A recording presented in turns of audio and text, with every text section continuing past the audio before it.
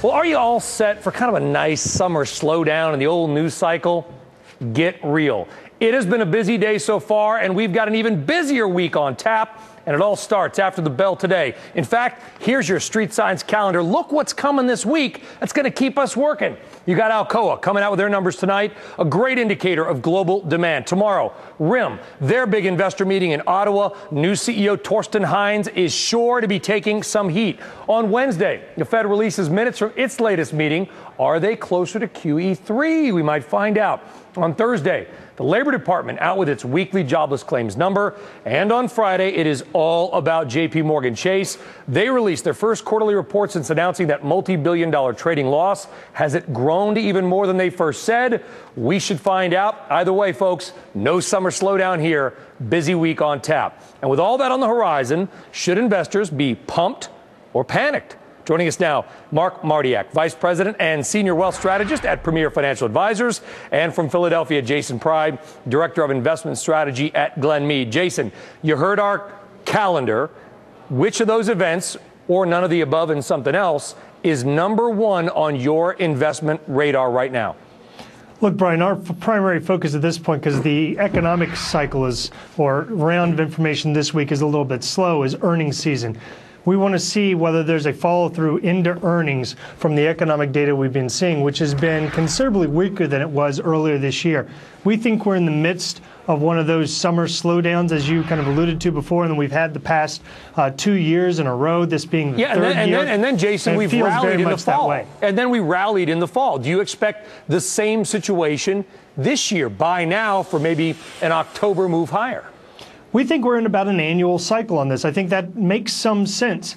What it is we keep getting into these periods where people think we're going back towards normal growth, and then lo and behold, it doesn't last long enough, and all of a sudden you end up with weakness where the policymakers have to come back and re-stimulate the economy to get us back on track, offsetting the deflationary forces of deleveraging. This is an ongoing cycle. It's going to probably happen over and over again until we finally get our debts under control. Mark, do you agree with that? I mean, you probably heard our discussion with Gene Sperling about growth. Stocks will go up when the economy grows. When's that going to be? I believe that we are going to see more growth in the fourth quarter of this year. We're going to muddle through these summer months, in particular in this third quarter. We certainly won't see the growth like we saw in Q1, and Q2 obviously reflected the volatility that my clients and investors have gotten used to.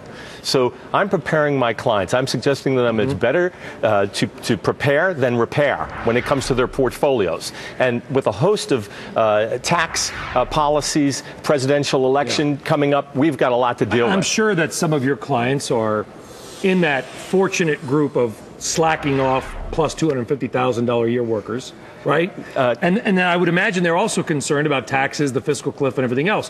What are they saying to you when they call? What are you answering to? Are you playing Dr. Phil financially? I am. That's a very good point. In fact, I'm telling my clients, if you're patient, your patience will be rewarded. I'm suggesting that they prepare by having their core strategy in place, but also their satellite strategy, which enables them to be very, very tactical so that they can take advantage. It's okay to be in cash as long as you're ready to move cash tactically to take advantage of some good opportunities. Jason, cash is so boring. Is there anything out there that's A, relatively safe, and B, provides a good relative return these days? Sure, and this is the perspective that we're coming from. On a tactical basis to protect right now makes some sense, but at the same time, the other thing that we're advising clients is you need to take some risk because cash is giving you nothing. What you need to do is, though, you need to take smart risks, and there's a lot of things out there that are better risks, whether it's high-yield bonds, high-quality dividend-paying equities, option overlay strategies where you have a covered call portfolio with calls against your equities, global bonds, multiple different ways to take risk in an intelligent way, get good returns, but not expose yourself to the risk of full-blown equities. And Jason, I agree with you. The problem is with everything going on with Europe, with China, with the BRIC nations, how do you define high quality? I don't know what high quality is these days. Look, in stocks, high quality is what I see as a very simple definition. It's based on companies that have above average internal rates of return on capital and lower than average leverage. That way, when the economy cycles, their businesses don't cycle as much. Their stocks don't cycle as much. The dividend stays in place.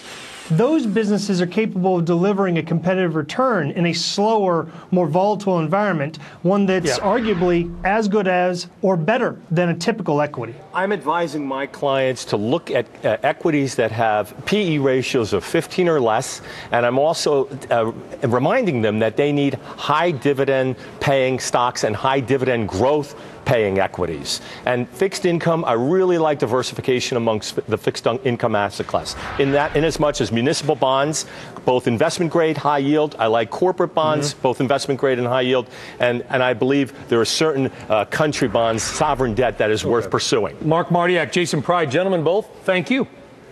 Thank you. Thank you. Just ahead, I got a double thank you. That's thank you inflation. All right, just ahead on Street Signs.